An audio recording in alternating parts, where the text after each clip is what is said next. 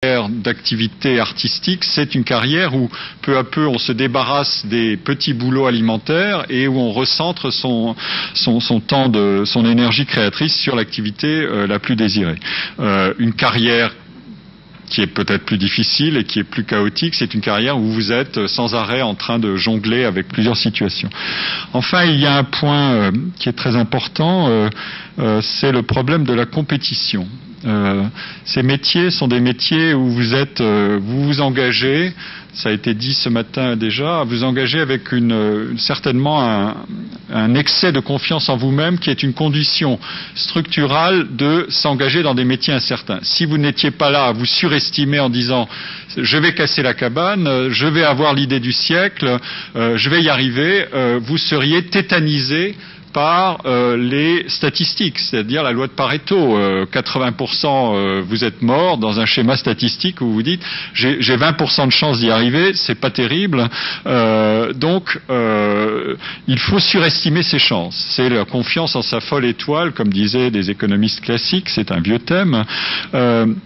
Surestimer ses chances, c'est aussi en quelque sorte accorder une importance considérable à la motivation intrinsèque. C'est-à-dire, je ne veux pas me laisser dévorer par l'idée que je vais gagner un argent fou avec ce que je fais. Il vaut mieux que je sois certain d'être attiré par les caractéristiques intrinsèques de mon travail, par le plaisir de le réaliser, puisque j'y trouve du plaisir, c'est bien que j'ai en moi peut-être un potentiel considérable. Et néanmoins, une fois qu'on entre dans le réel de ces activités, on est soumis à des comparaisons incessantes avec les autres pour savoir ce qu'on vaut.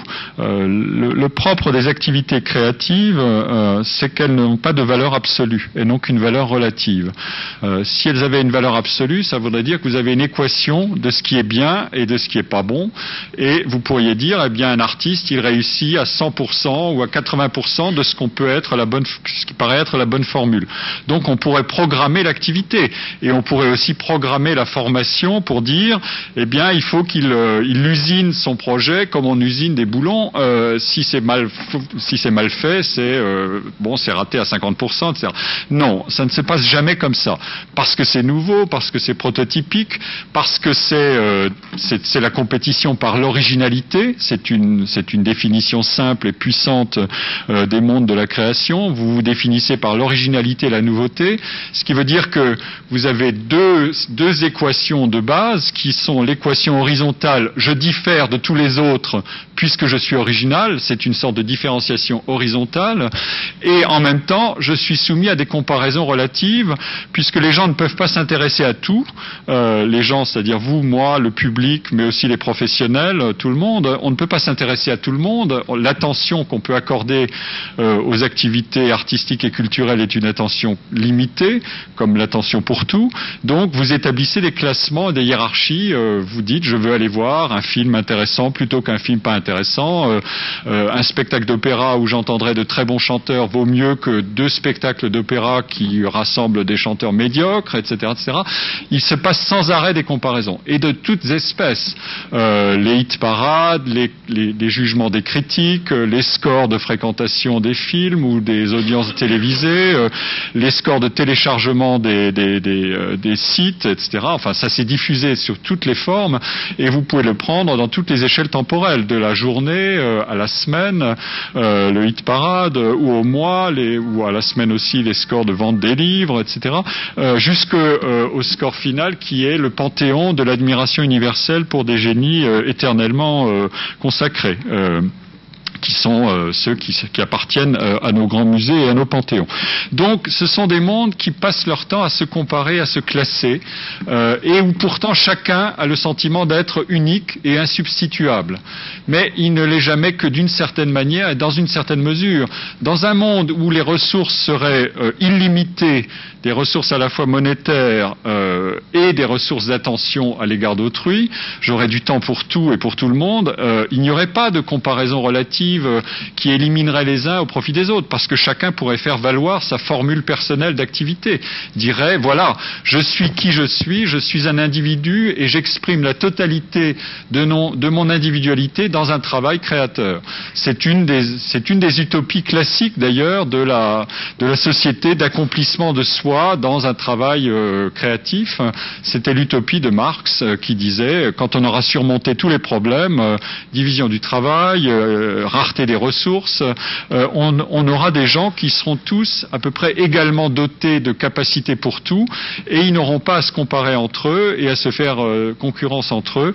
Ils se réaliseront chacun pour lui-même, et d'ailleurs ils n'auront même pas de public, puisque avoir un public, ça voudrait dire risquer d'avoir des gens qui vont faire des comparaisons entre les uns et les autres, et si on fait des comparaisons, peut-être que l'un sera meilleur que l'autre, et on aura réenclenché le malheur de la division du travail, de la spécialisation et de la concurrence. Donc il fallait éviter ça, et donc évidemment c'est une utopie, puisqu'on n'a pas de rareté, on n'a pas d'abondance absolue des ressources, et on n'a pas d'abondance absolue de l'attention à l'égard d'autrui.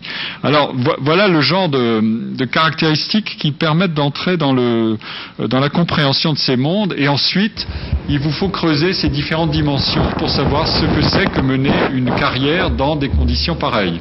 Le principe d'incertitude dont on a parlé, qui est couplé au principe d'innovation, puisque par définition le nouveau émerge de quelque chose qui ne peut pas être extrapolé à partir du passé, sinon il serait programmable. La valeur d'émergence, c'est ça, la nouveauté vient de la non-extrapolation du passé. Évidemment, ce principe d'incertitude, il modèle tout. Il modèle les carrières, il modèle l'évaluation des choses. Les carrières, je l'ai dit, sont des carrières qui sont à la fois organisées par des filières, mais qui sont aussi celles où on ne sait pas ce que vaut intrinsèquement quelqu'un. La formation ne détecte pas la totalité des qualités des individus, donc il y a d'autres mécanismes qui se mettent en route. La valeur des choses, elle est incertaine aussi, donc on passe son temps à faire des comparaisons relatives, et on se demande toujours si elles sont bonnes ou pas, si elles ne sont pas biaisées par tel ou tel facteur, et on empile les comparaisons relatives, et les carrières, ce sont des tournois de comparaisons relatives qui s'enchaînent les unes aux autres. On peut très bien décrire la carrière d'un artiste comme une succession de légères ou de grandes victoires à des tournois de comparaison relative.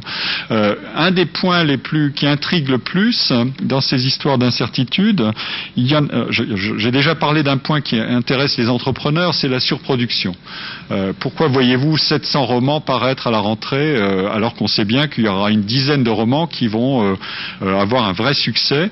C'est que personne ne sait au juste qui va avoir ce succès. Alors on peut dire ceux qui ont déjà un nom ont d'une chance plus élevée d'en avoir un de succès, mais ça n'est pas si sûr, parce que avoir déjà un nom, c'est ne plus être tout à fait une surprise et une découverte. Donc il y a une érosion progressive du nom et de l'attention qu'on peut accorder à quelqu'un, en même temps qu'il y a une sécurité. On se dit, bon, le dernier, je ne sais pas, mettez un nom que vous voulez sur l'écrivain, le dernier, je vois ce que c'est, donc je peux lui être fidèle. C'est un point fondamental pour organiser une carrière, mais de l'autre côté, la surprise, la nouveauté, la demande de nouveauté relance sans arrêt l'épreuve.